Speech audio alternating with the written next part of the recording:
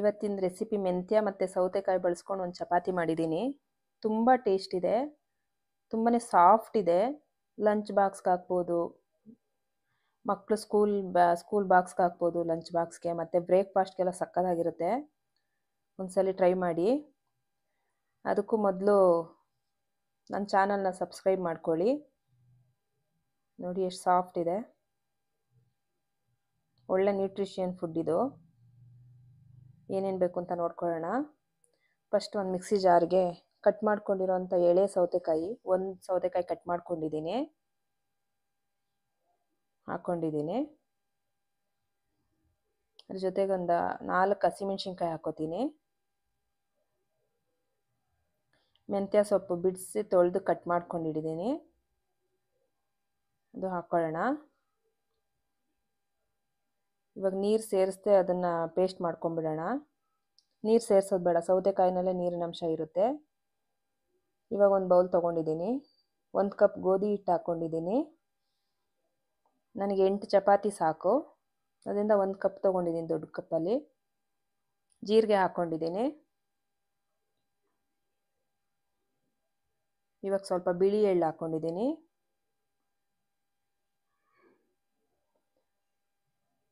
ಅಜ್ವಾಯಿನ ಹಾಕ್ಕೊಳ್ಳೋಣ. ಚೆನ್ನಾಗಿ ಜೀರ್ಣಶಕ್ತಿ ಇರುತ್ತೆ ಅಂತ ಅಜ್ವಾಯಿನ ಹಾಕೋದು. ಇವಾಗ ಪೇಸ್ಟ್ ಮಾಡ್ಕೊಂಡಿದ್ನಲ್ಲ ಸೌತೆಕಾಯಿ ಮತ್ತು ಮೆಂತ್ಯ ಸೊಪ್ಪು ಮತ್ತು ಹಸಿಮೆಣ್ಸಿನ್ಕಾಯಿ ಹಾಕ್ಕೊಂಡು ಅದು ಹಾಕ್ಕೋತಿದ್ದೀನಿ.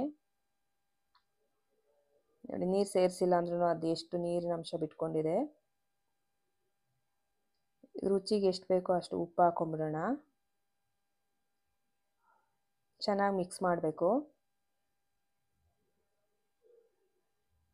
ಚಪಾತಿ ಹಿಟ್ಟಿನ ಅದಕ್ಕೆ ಕಲಿಸ್ಕೋಬೇಕು.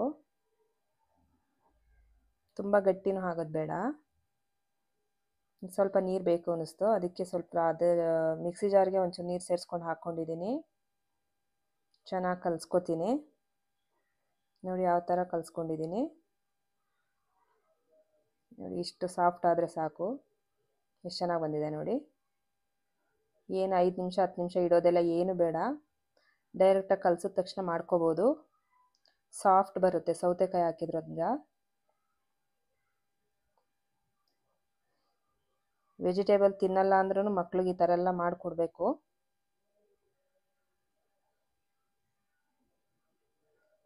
ಈಗ ಸಣ್ಣ ಸಣ್ಣ ಉಂಡೆಗಳು ಮಾಡ್ಕೊಂಬಿಡೋಣ.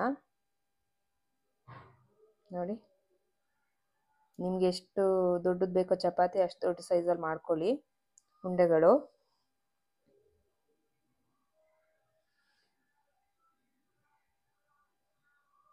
ಕಲರ್ ಎಷ್ಟು ಚೆನ್ನಾಗಿದೆ ಅಲ್ವಾ? ನೋಡಿ, 3 ಚಪಾತಿ ರೆಡಿ ಮಾಡ್ಕೊಂಡಿದ್ದೀನಿ.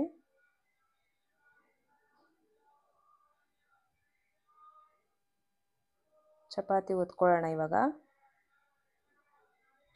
ಚಪಾತಿ ಒತ್ಕೊಳ್ಳೋಣ ಈಗ.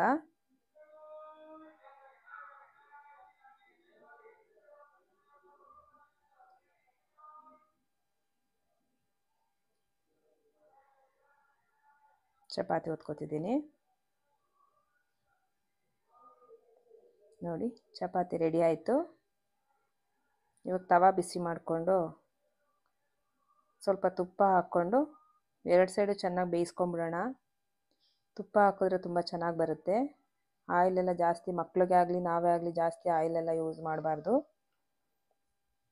ಮನೆಯಲ್ಲೇ ರೆಡಿ ಮಾಡ್ಕೊಂಡಿರೋ ತುಪ್ಪ ಹಾಕ್ಕೋಬೇಕು, ಚೆನ್ನಾಗಿರುತ್ತೆ. ನೋಡಿ ಯಾವ ಥರ ಬಂದಿದೆ ಸೌತೆಕಾಯಿ ಮೆಂತ್ಯ ಚಪಾತಿ. ನಾನು ಬೆಂಡೆಕಾಯಿ ಪಲ್ಯದ ಜೊತೆ ಸರ್ವ್ ಮಾಡ್ಕೊತಾ ಇದ್ದೀನಿ.